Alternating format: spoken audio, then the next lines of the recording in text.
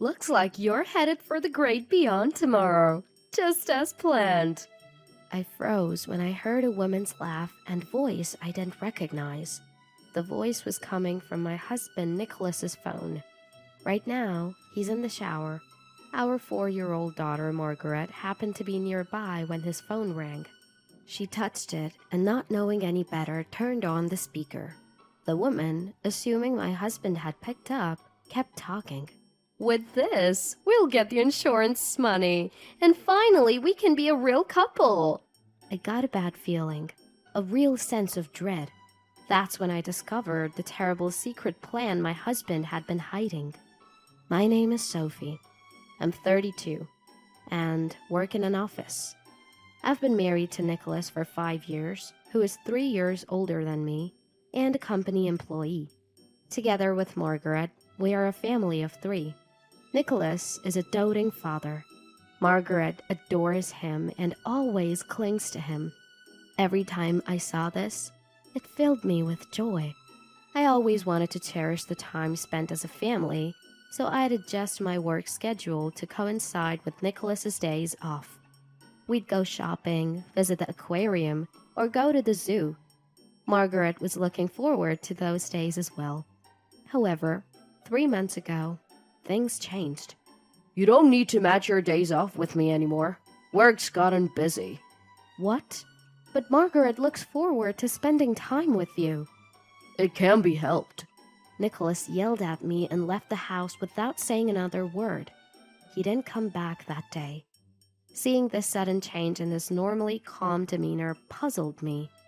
After that day, he started coming home late due to overtime, and the number of sudden business trips increased. And whenever he came back from those trips, his wedding ring was conspicuously missing. For some reason, he also seemed eager to take a shower right away. One day, Nicholas says to me, "How about we take a day off next week and spend some time together?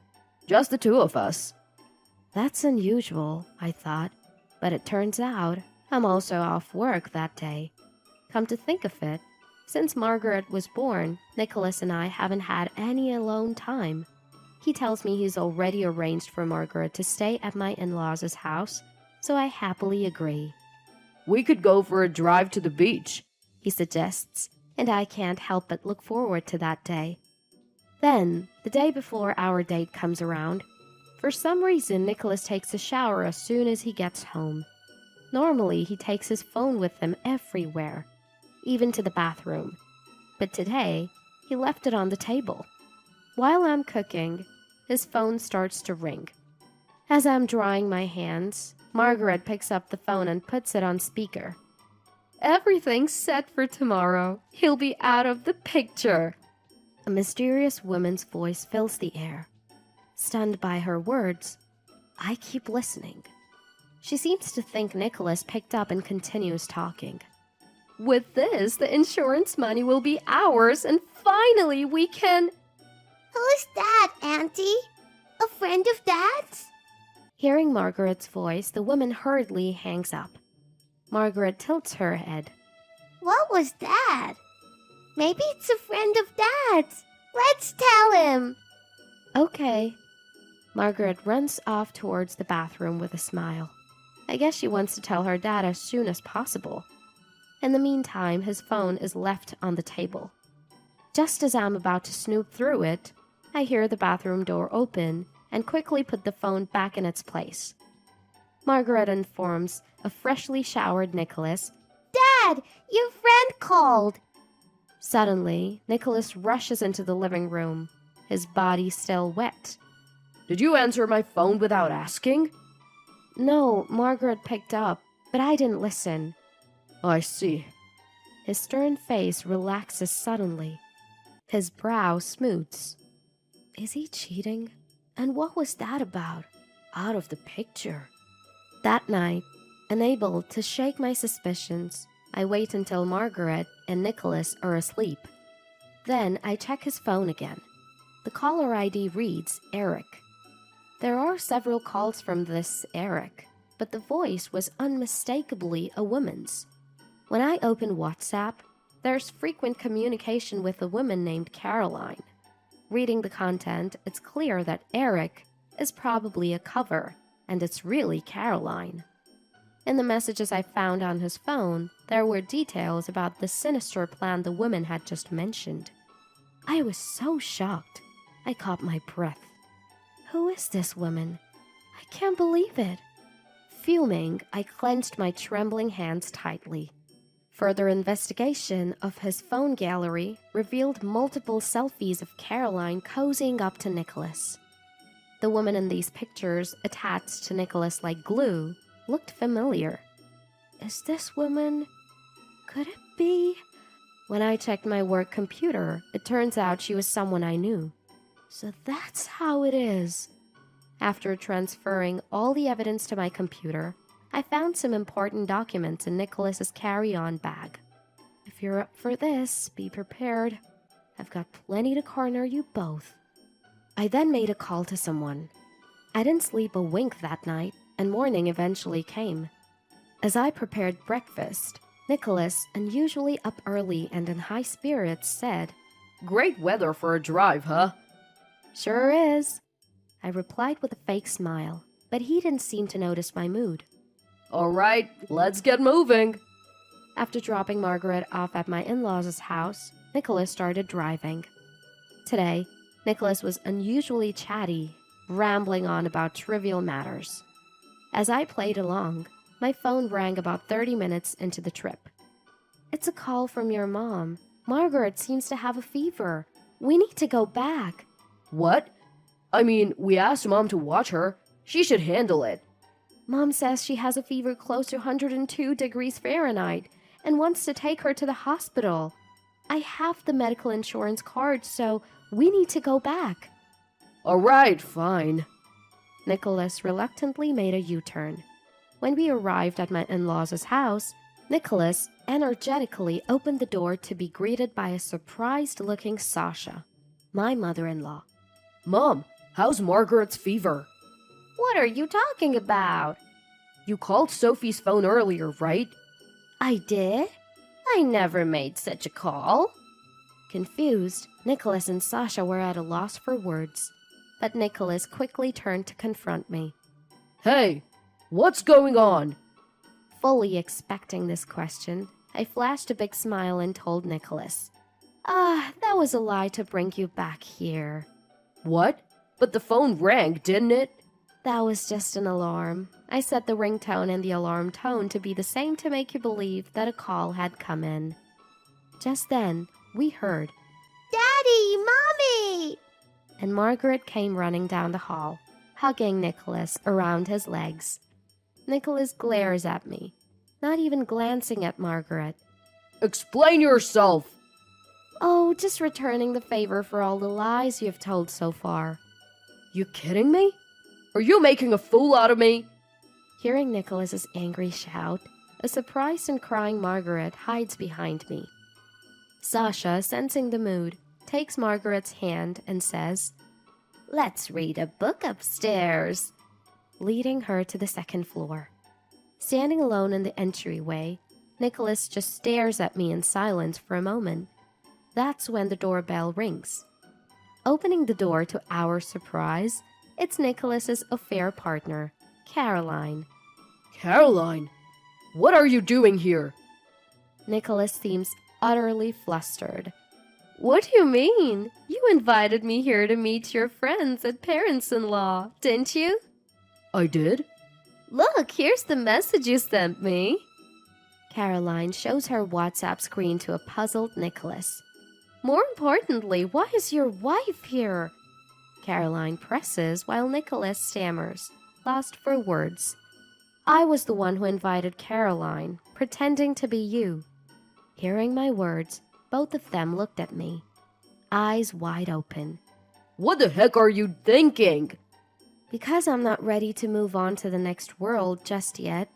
Nicholas, you were planning something nefarious with me by the sea, weren't you?" How do you know about that? Both Nicholas and Caroline seem unsettled, exchanging alarmed glances. They clearly never suspected their plot was exposed. When Margaret answered your phone, I overheard Caroline say, "The plan is on and my wife will be gone tomorrow." Anybody would find that strange upon hearing it.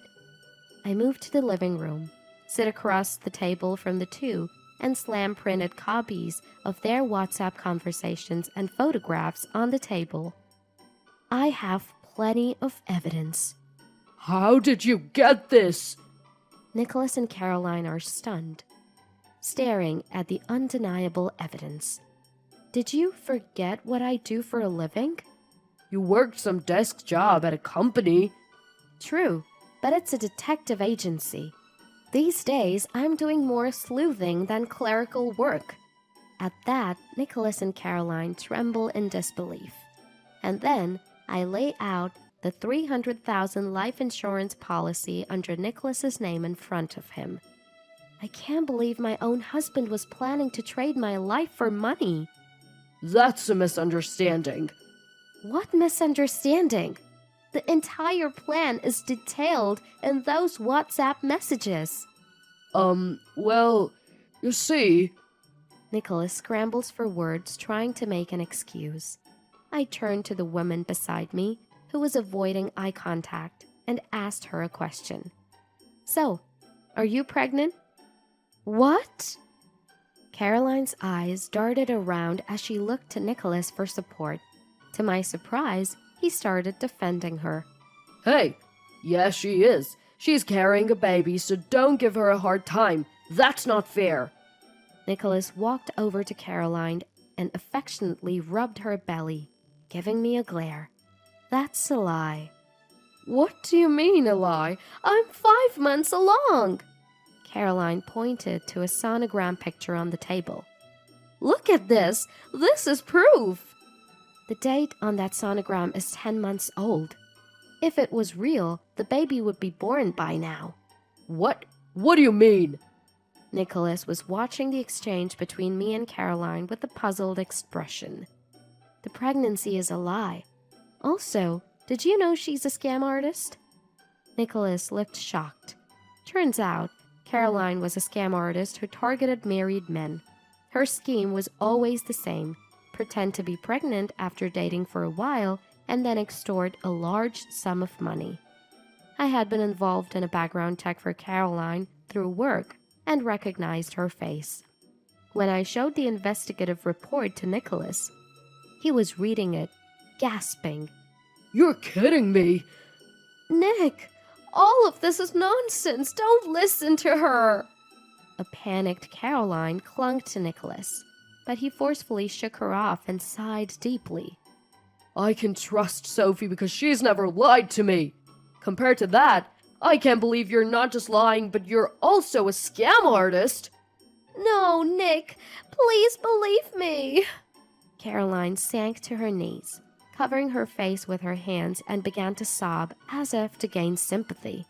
However, even Nicholas seemed to realize he could no longer trust Caroline.